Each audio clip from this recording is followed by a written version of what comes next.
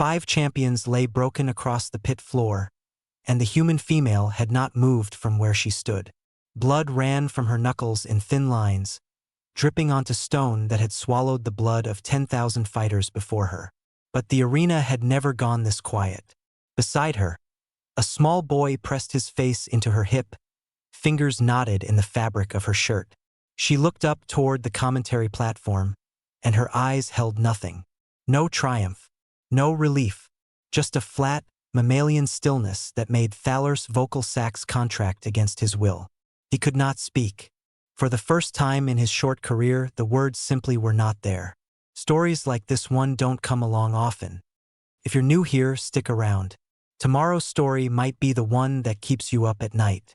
The conscription drum had still been spinning when Thaler arrived for his shift that morning, its bronze teeth clicking through the registry like something chewing.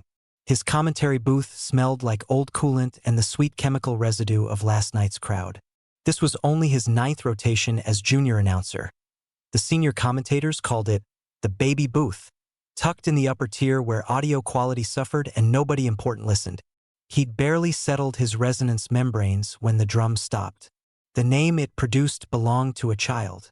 Liam Voss, human. Age, 10 standard cycles.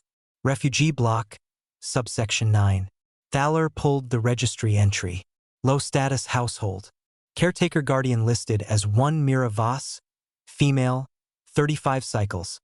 Occupational class. Domestic. No combat training. No military record. No augmentation history. The boy's file included a single personal item notation. A handmade pendant, materials unknown, gifted by guardian. A scraping sound echoed from the pit floor below as the conscription gate opened. Thaler expected the boy. Instead, a woman walked through. She was not tall. Her build was dense, compact, the kind of frame shaped by repetitive labor rather than combat conditioning. Her hands were thick with calluses. She wore standard refugee linens, and around her neck hung nothing. Thaler noticed the absence because the registry had mentioned a pendant, and it was gone. He would learn later that she had pressed it into the boy's palm at the gate, closed his fingers around it, and whispered something too quiet for the corridor microphones to catch. The overseer's voice cut across the arena's upper channels, smooth and precise. The volunteer substitution was noted. Accepted. The crowd stirred. Parathi spectators in the mid-tiers leaned forward, mandibles clicking in what Thaler recognized as amusement. A few made sounds he'd only heard at comedy exhibitions. This small, soft-skinned female with her domestic hands and her refugee linens, standing on the same stone where Gravax had shattered a Korvathi spine 2 rotations ago, which meant the odds had already been set. 5 champions. 1 human mother. The betting consoles flickered. 1 in 500. Thaler adjusted his vocal sacs, found his rhythm, began the standard pre-match commentary. He described her weight class, her zero combat pedigree, her species' known fragility index. He was professional. He was thorough. He was wrong about everything. If you've ever wondered what happens when biology overrides every calculation in the room, stay with us. The first champion entered the pit at the overseer's signal. A Drenix, lean and fast, with serrated forearms designed to open flesh in parallel lines. Mira did not adopt a fighting stance. She watched the way someone watches a pot about to boil, patient, certain, measuring the seconds. The Drenix lunged. Mira sidestepped with a speed that made Thaler's secondary eyelids blink involuntarily, caught the extended arm at its joint, and twisted until something inside it popped. The Drenix dropped, shrieking. The crowd went quiet for half a breath, then louder. The second champion lasted 9 seconds longer. By the third, Thaler had stopped providing odds updates. His sacs pulsed with frequencies he couldn't control, low tones of confusion that bled into his commentary. The human female was not fighting with technique. She was fighting the way water moves through a cracked hull, finding every weakness, every gap, pouring force into spaces that should not have been vulnerable. Her eyes never left the gate where Liam watched through the grating. Every time a champion moved between her and that gate, something in her expression shifted. Not rage exactly, something older. Gravax entered fourth. 3 meters of armored red exoskeleton, venomous barbs glistening along both forearms, glowing eye slits narrowing as he assessed the small human. Thaler had watched Greyvax fight 42 times. He had never seen Greyvax hesitate. But something in the way Mira planted her feet, something in the way her bloodied hands opened and closed at her sides, made the champion pause for 2 full seconds before engaging. Those 2 seconds cost him his footing. Mira went low. She targeted the joints behind his knee plates where the exoskeleton thinned, drove her elbow into the cartilage gap with a force that buckled his left leg. Greyvax swung.